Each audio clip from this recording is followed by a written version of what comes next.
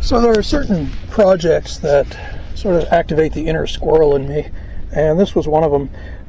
These on-demand water heaters have been on the market for a long time, and they've been very inexpensive for a long time. But I have to admit that until I had gathered the pieces together, I didn't really have a clear idea of how I was going to work this into my lifestyle. But stumbling onto the idea of running salt water through it was the key to moving ahead.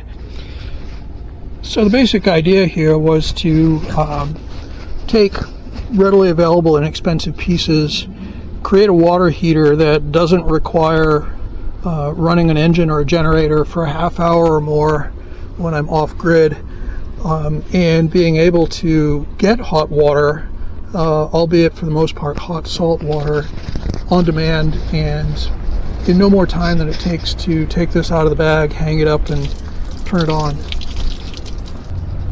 So in a previous video, I showcased and discussed my ultra-low flow freshwater shower heads. Today I want to show you something that takes sort of the opposite tack. This is a high flow shower. It's an instantaneous hot water heater using propane, and this is put together from pieces that are inexpensive and relatively available. But it took me a while to figure out how to make this work without very rapidly depleting my freshwater supplies, and that's what I want to talk about a little bit today. So what we have here is a propane-fired water heater. It's an instantaneous water heater.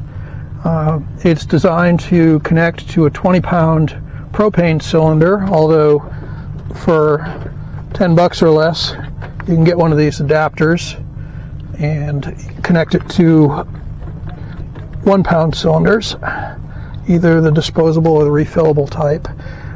That's what I use with this. The 1-pound cylinders will run it for quite a while, actually.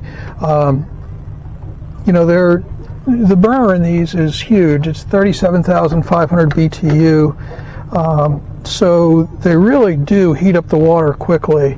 But here's the catch, and this is the reason that I sat on the fence for so long about this project.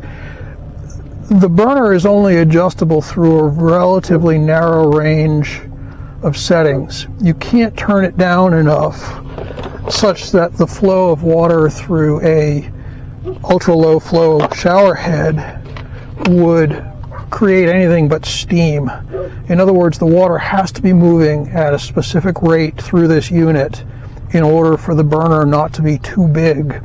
And the unit knows that. So it has an internal flow sensor, and the way this works is that you switch it on. There are 2D batteries that operate the piezo igniter for the burner. When the unit is on, it's not actually burning, it's waiting until you turn on the shower head. And you'll notice that when you buy one of these, typically it comes with its own shower head. That is because this unit is designed to function at a relatively narrow range of flow rates.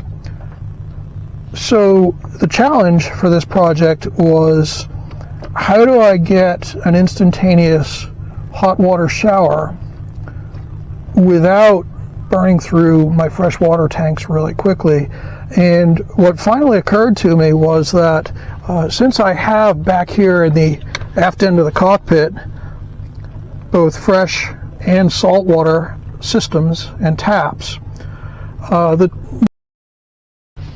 object of this experiment was to see if this would function with salt water. Now, some of you will say, well, wait a minute, you don't want to leave that with salt water in it because it's corrosive, and the core of this unit is actually copper pipe. You're right, but neither do I want to finish a saltwater shower and leave the salt on my skin. So what came of this was essentially the use of a single water hose with quick connect ends, and the procedure here is that you connect the water heater to salt water. You turn on the saltwater pressure pump, and at that point, the only limit on how much water you can use is essentially your battery running the pump. Have as long a shower as you care to, and then at the very end, you simply switch the hose from the Quick Connect salt water to the Quick Connect fresh water, and for about the last minute or so, you run fresh water through the unit and you rinse all the salt off your skin with hot fresh water. That was the experiment. I will say that there's certain finicky things about these units. Adjusting the flow rate and the burner to keep it burning is one of them. Having it hang in such a way that the wind doesn't blow the flame out is another. And you'll note that I use this outside and outside only. I'll comment on that later. But that's the basic unit. As I say, it was really a matter of assembling the pieces. These typically are available for less than $100 from Amazon or eBay or pretty much any other online source you want to use. They're typically intended for campers or pool houses, or off-grid applications where you do have water available but not necessarily electricity for heating that water.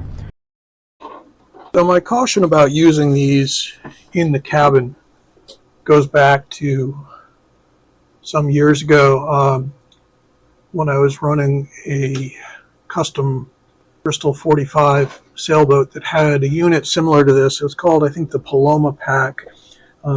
Same concept. It was an on-demand water heater. It was actually installed outside the cabin in a sail locker. But what I learned running that boat was that if you did not open the deck hatch to that sail locker while someone was taking a shower, the unit actually consumed so much oxygen and pulled it from within the cabin, because there were openings that were not sealed, that everyone in the cabin would get dizzy and lightheaded from essentially the decrease in oxygen in the cabin. So again, 37,000 BTU is a very large propane burner, and that is going to suck some oxygen out of the air pretty quick. So I wouldn't even consider using one of these inside. So that's the gist of the experiment here. Overall, I would say it's a success. Definitely, not perfect, but a way to get back from a hot, sweaty hike and have a long, hot shower, and then just a quick freshwater rinse. So I'm not saying that the hot saltwater shower is going to be the next big thing, like the ice water plunge. On the other hand, I'm not totally convinced either that there isn't some high-end spa out there somewhere trying to convince people that there's nothing healthier or better for them than hot salt water. But that's not what it's all about here. I'm just basically trying to make life aboard in a relatively simple but complicated way as comfortable as it can be. So that's today's simple but complicated hack, and thanks for coming aboard. And if you enjoyed this video, please like and subscribe, and I'll see you next week for another crazy idea.